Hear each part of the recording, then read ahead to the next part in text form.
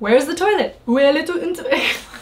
Including, oh my god. And goodbye. Au revoir. Je m'appelle. Je m'appelle. Mais poupou! Okay. Hey, I'm Lexie Limitless.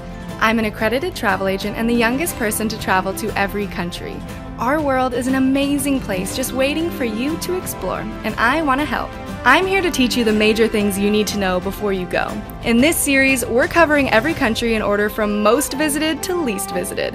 And because nobody likes taking notes, I even have a free tip sheet in the description ready to go for you. But now, ladies and gentlemen, please put your seat back and tray table in the upright and locked position, because we're taking off for the best travel tips and places of every country. We are kicking off this brand new series with the world's most visited countries and one of my personal favorites, France. Known for its opinions on tourists, exquisite food, and seductive accents, France is a magnet for tourists. Because there is so much to see, 88 million visitors come here each year. Outside of the United States, France may be the country I've spent the most amount of time in. Because I've lived there for months on and off, I've gained a whole new perspective on their culture. And let me tell you, the French work to live, not live to work. They take their time to enjoy all of life's simple pleasures, like their food. Ah, food.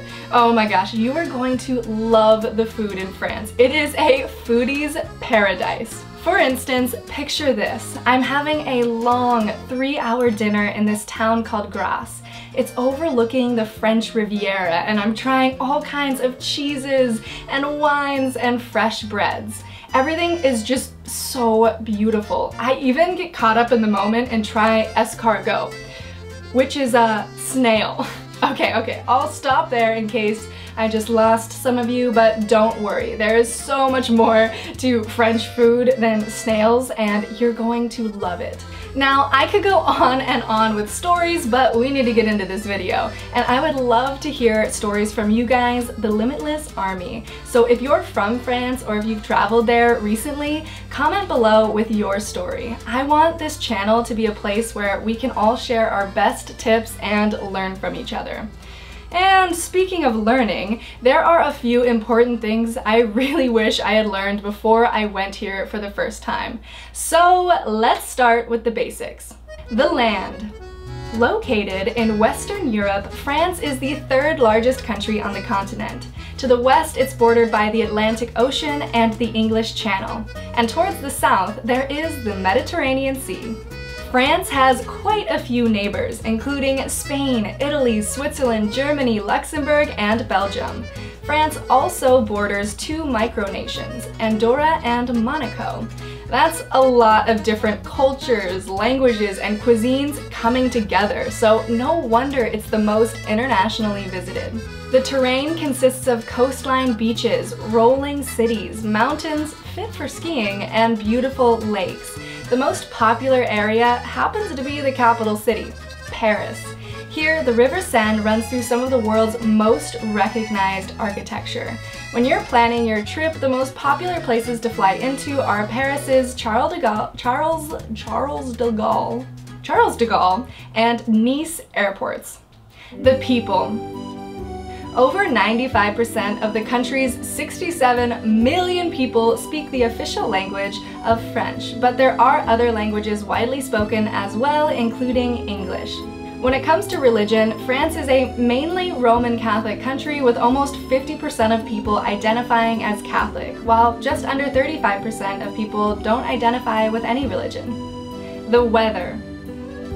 France has all 4 seasons, so if you want to go skiing in the Alps, December to March is your best bet. The summertime in France has fantastic weather, but if you want to avoid the peak season crowds, try visiting during the shoulder seasons from April to June or September to October. Now that you have an idea of what France is like, here's what you need to know before you go. As a traveler, you can never truly know everything before you arrive in a new place, and you'll most likely always run into surprises, so that's why it's important to do your own research. But I at least want to get you up to speed on the most important things to know so that you have a solid foundation for your trip, starting with visas.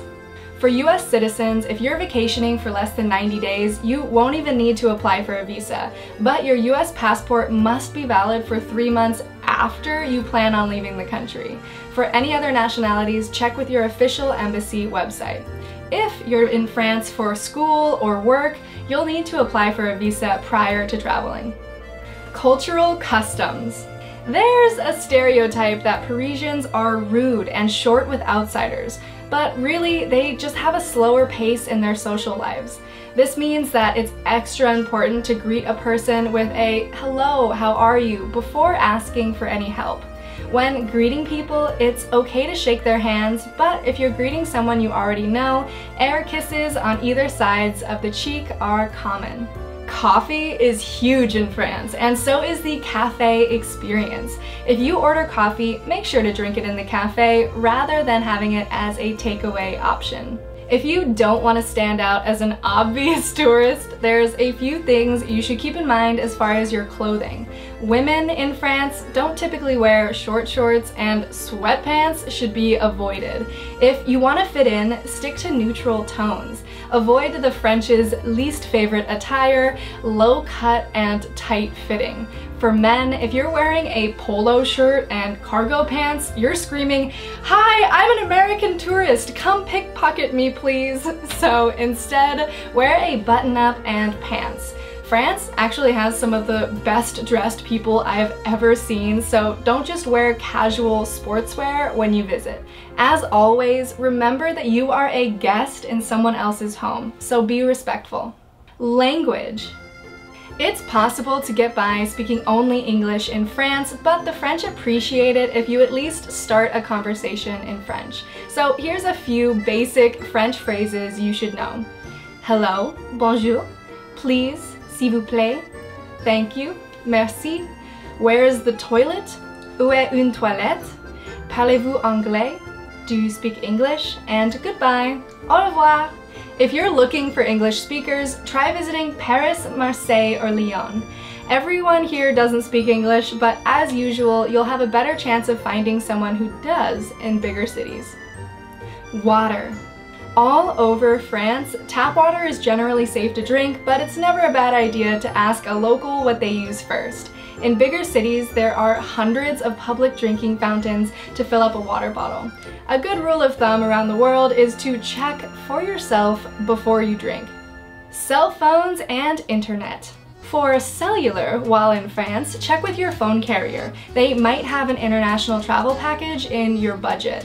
Sometimes, though, it is a better option to purchase a French SIM card. This will allow you to use cellular data local to France. Before you travel, you can purchase a SIM card online from any large French cell phone carrier, like SFR or Orange. You don't have to get a SIM card before you arrive since they're widely available once you land. I'd recommend checking for them in airports, phone stores, technology stores, and sometimes even grocery stores. In major cities, you can expect a connection of 4 to 5G. In other areas, the speed will slow down to about 3G. You may not even necessarily need cellular for your trip, because if you're going for a short amount of time or you don't need to make international calls, you'll be okay just grabbing free Wi-Fi in cafes or hotels, and you can also download offline Google Maps and get directions that way without needing access to the internet. Transportation. The best way to get around is by train, and the metro is great as well. Like most of Europe, France's train system is efficient and offers a great way to see the country. I also recommend renting a car, although driving in France is not for the faint-hearted, and neither is the parking.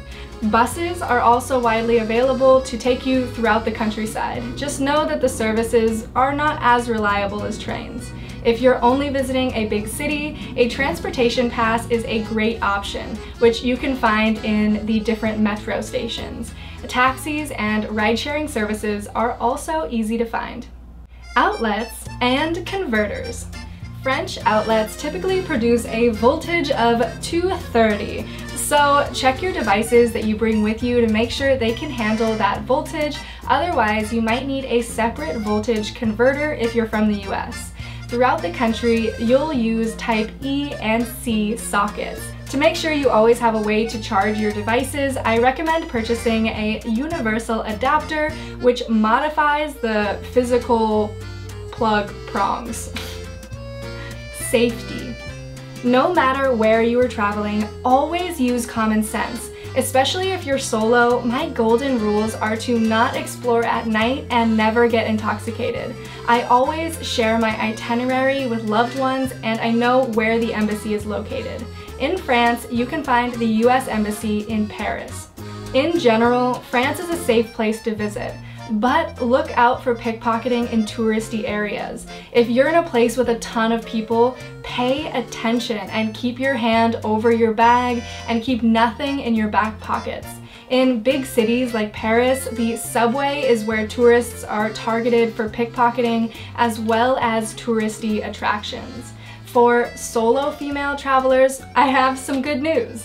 France is generally a safe place for women to travel alone, but of course use normal common sense and precautions. Accommodation. There are tons of accommodation options to fit everyone's budget. France has hotels, hostels, Airbnbs, and more. Unsurprisingly, staying in big cities will cost more than in the countryside. Hotels in France vary widely in price. You can find something affordable for around $60 to $200 US before the prices skyrocket for fancier accommodations. Hostels are a great option if you need a basic place to stay and are typically cheaper than hotels. You can expect to spend around $20 to $50 US per night in bigger cities depending on where and when you're traveling. In less touristy areas, you can find hostels for even cheaper. A great place to read reviews is TripAdvisor, and then when it's time to actually book your accommodation, check out resources like Booking.com, Hostelworld.com, Hotels.com, and Expedia. Money and budget. Let's break down several budgets and how much you can expect to pay per day in France. These numbers include accommodation, food, transportation, and activities for one person. If you are a backpacker on a tight budget, you'll spend about $40 to $80 per day. If you want to travel more comfortably, you can expect to spend around $80 to $170 every day. If you're the type of traveler who wants to soak up the accommodation experiences, I don't blame you, but you'll be paying around $160 to $300 or more per day. The sky is truly the limit for the luxury experiences in France. When you travel determines a lot of the price, so if you visit during the peak season, you'll pay much more than if you visited during the off-season. For currency, France uses the euro. If you have a major credit or debit card, which you should always travel with, you'll have no problem using it here. Make sure to let your credit card company and bank know that you are traveling so that they don't freeze your cards.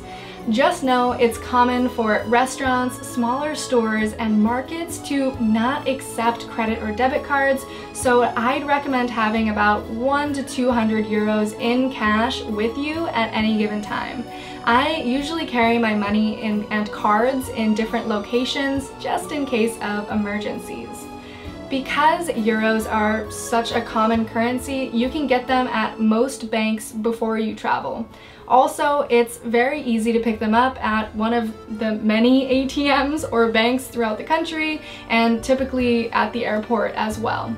I highly recommend downloading a currency converter app to use offline and check current conversion rates.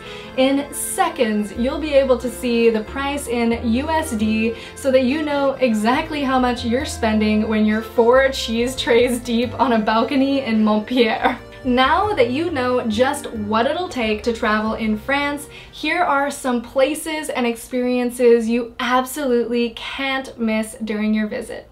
I've curated some of the best information about this country from not only my own personal experiences, but from those of locals and travel experts to bring you the experiences that, in my opinion, you won't want to miss. Now, if you've been to France or you're from France and you feel like there's something that I've missed or something that I've even overhyped, please feel free to share in the comments. I want everyone in the Limitless Army to learn from each other's experiences, so I look forward to reading what you have to say in the comments. But for now, let's get started with Mont-Saint-Michel.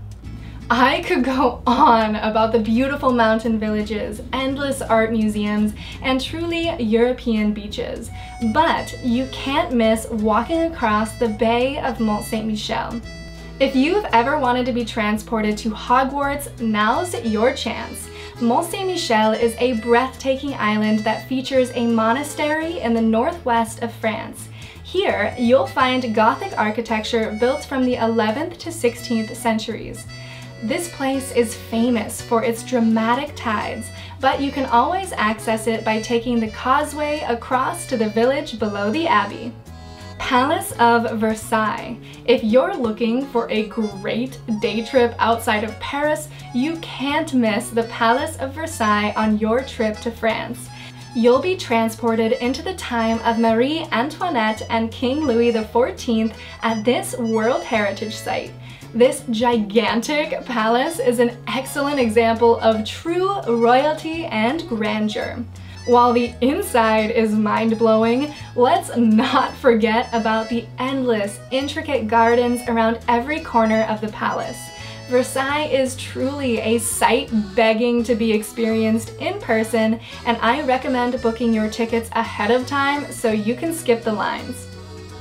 Bakeries in Paris.